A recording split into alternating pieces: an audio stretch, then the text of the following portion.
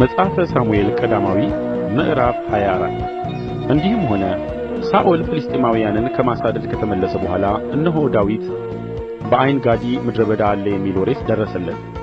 ሳኦልም ከእስራኤል ሁሉ የተመረጡትን 3000 ሰዎች ወሰደ። ዳዊትና ሰዎቹንም ለመፈለግ የበረሃ ፍየሎች ወደ ነበሩባቸው ዓለቶች ሄደ። በመንገድም አጠገብ ወዳሉት የበጎች ማደሪያዎች መጣ። በዚያም ዋሻ ነበረ። ሳኦልም ወገቡን ይሞክር ዘንድ ከዚያ ገባ። ዳዊትና ሰዎቹም ከዋሻው በውስጠኛው ቦታ ተቀምጠው ነበር። የዳዊትም ሰዎች እነሆ ጠላትህን በእጅህ አሳልፌ እሰጠዋለሁ፣ በዓይንህም ደስ የሚያሰኝህን ታደርግበታለህ ብሎ እግዚአብሔር የተናገረህ ቀን እነሆ ዛሬ ነው አሉት። ዳዊትም ተነሥቶ የሳኦልን መጐናጸፊያ ዘርፍ በቀስታ ቈረጠ።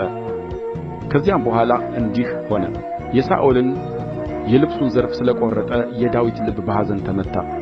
ሰዎችንም እግዚአብሔር የቀባው ነውና እግዚአብሔር በቀባው በጌታዬ ላይ እንዲህ ያለውን ነገር አደርግ ዘንድ እጄን እጥልበት ዘንድ እግዚአብሔር ከእኔ ያርቀው አላቸው።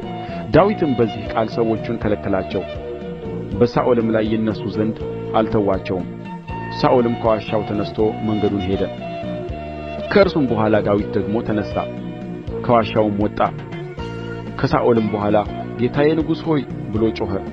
ሳኦልም ወደ ኋላው ተመለከተ። ዳዊትም ወደ ምድር ተጐንብሶ እጅ ነሣ።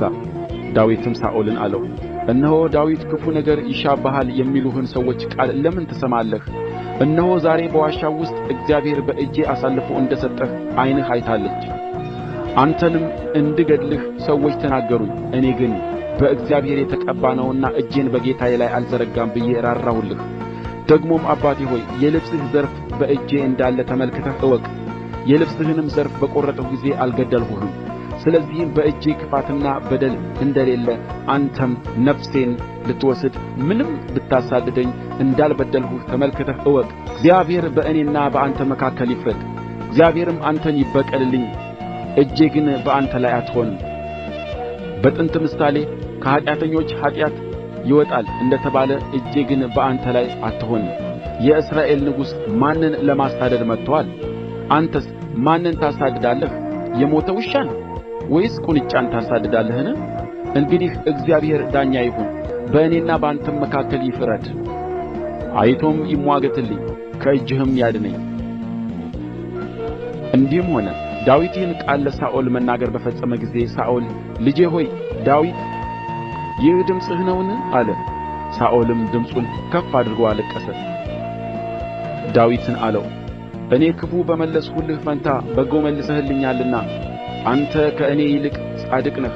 እግዚአብሔርም በእጅህ አሳልፎ ሰጥቶኝ ሳለ አልገደልኸኝምና ለእኔ መልካም እንዳደረግህልኝ አንተ ዛሬ አሳየኸኝ። ጠላቱን አግኝቶ በመልካም መንገድ ሸኝቶ የሚሰድድ ማን ነው? ስለዚህ ለእኔ ስላደረግኸው ቸርነት እግዚአብሔር ይመልስልህ። አሁንም እነሆ አንተ በእርግጥ ንጉሥ እንድትሆን የእስራኤልም መንግሥት በእጅህ እንድትጸና እኔ አውቃለሁ።